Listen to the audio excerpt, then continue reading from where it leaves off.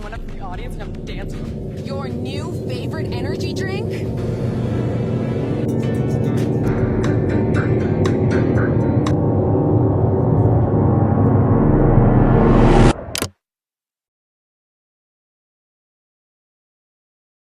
Alright, what's your name? My name is Tai Ying, and my daily screen time is 2 hours and 37 minutes. Alright, what's your name? My name is Anthony, and my screen time is 3 hours and 6 minutes. What's your name? My name is Bryson Bourbon, and my daily average screen time is 2 hours and 52 minutes. Alright.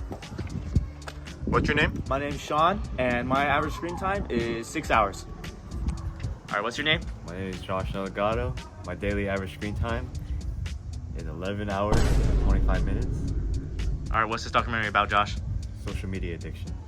According to research, 69% of adults and 81% of teens in the US use social media. This puts a large amount of the population at risk of feeling anxious, depressed, or ill over social media use. How does social media affect you? How does social media affect me? Yeah. Social media affects me probably not a ton because I don't use social media a lot, but at the same time it does affect me because it's something that's out there. I hear people talk about it. I used to be off social media like the last presidential election through like Trump up until about a year and a half ago.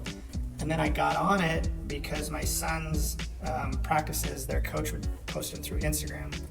So I got onto that, and then there was a brief time where I found myself scrolling on Instagram and like wasting time, whether it be 30 minutes or an hour. So I found that pretty unproductive. So now I have a time limit set on my Instagram, and that's the only thing that I use for social media. And like, how does social media affect like students? Like, how does it affect students? How does social media affect students? Social media drastically affects students. I am so glad I'm not a student in 2024 because you all, it's your entertainment, it's your pacifier. Like when something's not going well, you go to it for comfort. I'm not saying you, but majority. When somebody gets bored, they immediately get on their phone in class if they have access to it and start scrolling. And I think it's kind of sad because it's like you guys are putting yourself back in COVID without COVID. Like instead of talking to the friends that are right next to you all, you guys just sit on social media as a whole, and it's kind of crazy. Social media has a reinforcing nature. Using it activates the brain reward, which is a dopamine effect, which is a feel-good chemical linked to pleasurable activities such as sex, food, and social interactions. These platforms are designed to be addictive and associated with anxiety and depression. How do you feel about students using social media in their class? I don't love it. I'm not super strict with phones unless I like absolutely have to be. And that's mostly like when students are just so addicted to like they're scrolling that I have to take it.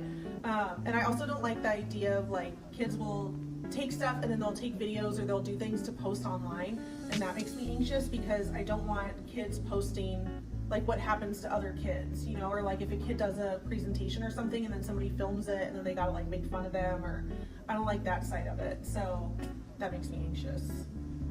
How often are you ignored during class, and how does social media ruin your relationship with your students? Oh my god, I'm ignored all the time, please. Especially with like the younger kids. Or like kids will be scrolling on their phone and I'll give instruction and then they'll put down their phone and be like, what are we doing? And it's like, I literally just told you. And so that's really hard because I have to find the balance between like, I'm a teacher and I'm here to help you and help with the instructions, but also if you're like willfully ignoring me, then I don't want to help you because maybe you would have caught some of it if you paid attention.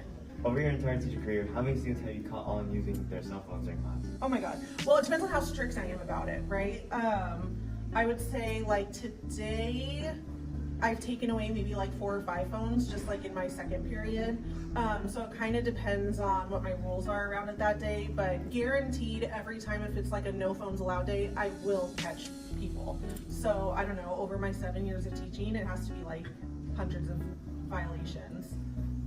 And then, you know, you have to decide if you want to fight with the kid or not, if they are going to give up their phone. But yeah, they'll always find a way. Yeah. Did you know that the average American spends 4 hours and 37 minutes on their phone each day? That's 30 hours a week. That means 1 day out of the week is spent on our phones. Did you also know that half of that 30 hours is spent on social media? That means 15 hours out of the 30 is spent scrolling on TikTok, liking a post on Instagram, or sending funny videos to your friends. All right, who am I here with? Harry. Harry, how often do you use your phone each day? Probably like 8 hours a day, something light, because, I'm always FaceTime with my girlfriend, because I love my girlfriend, you know what I'm saying? Because, I'm always on FaceTime with her because, I always talk to my girlfriend, you know what I'm saying? Yeah. Yay. How often do you use your phone during class? Not as often, because, I got strict teachers, Miss Rattling, because I don't know why she puts our phone on a phone charge and stuff, but it would be easier if we could just use it, you know what I'm saying? But, classes like Herb, like the light stuff, we just use that phone, you know what I'm saying? You feel me? How often do you use social media? I use it sometimes, because for Instagram and stuff.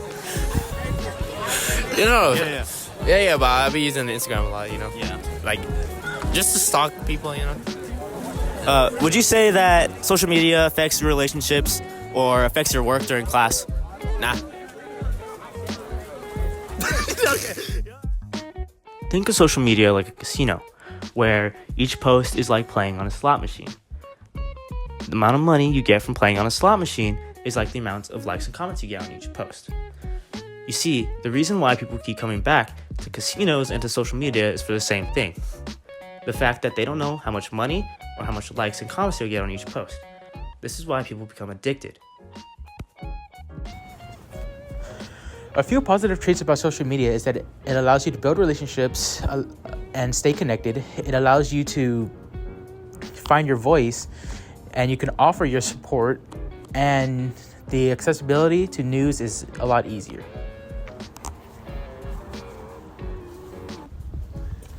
I think one of the few reasons why social media could be bad for you is, one, because of addiction.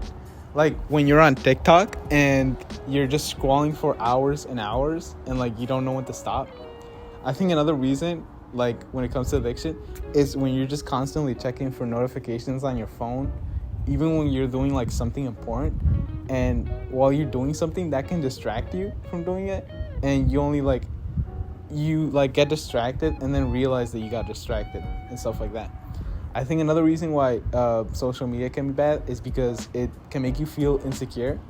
Like when you go to Instagram and you look at models, you look at people driving nice cars, people that have money, it can make you feel worse about yourself. It can make you feel like you're not enough. And I think the last thing is it can also be a bad influence for yourself. Like when you look at inappropriate content and stuff like that, it can definitely affect you.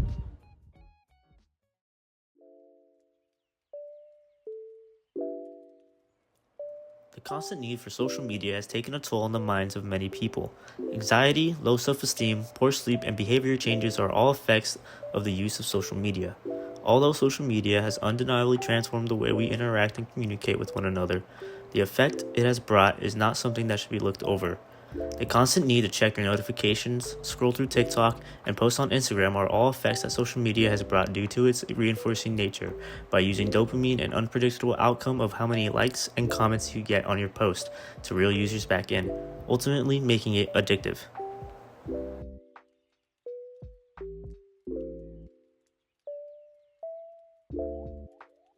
The outcome is unpredictable. I forgot. The behavior is more likely to compete. Damn it! Feel good, pleasurable? What are we doing? Well, we're...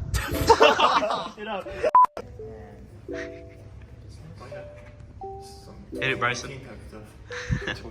Alright, who am I here with?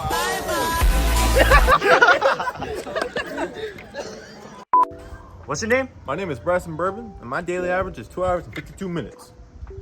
Your phone's off. What do you mean? Yo.